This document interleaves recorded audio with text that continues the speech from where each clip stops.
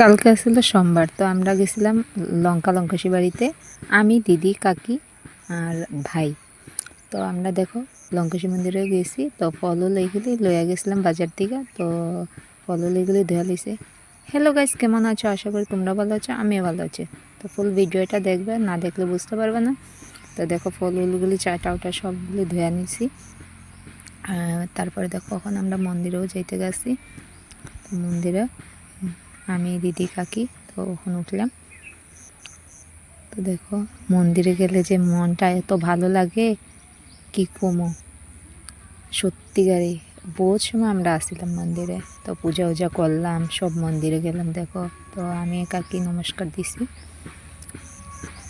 দিয়া দেখো ওখানে আমরা পূজা করতে লেগে যেমন। তো দেখো দেখো বজরংবলী, তো পণ্ডিতজিও বয়া রয়েছে। তো এখানে আমরা দিয়া উয়া জ্বালাইয়া দিছি। তো সব কিছু শেয়ার করতে পারছি না, যতটুকু পারছি ততটুকু দিছি।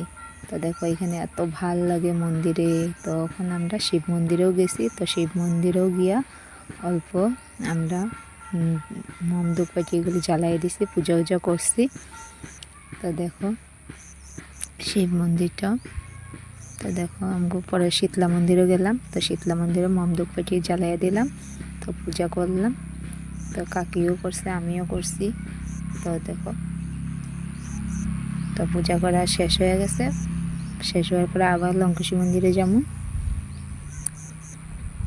তো দেখো পূজা উজা করা শেষ, আমরা হয়ে গেছে। কেমন লাগছে কমেন্টে জানাবেন।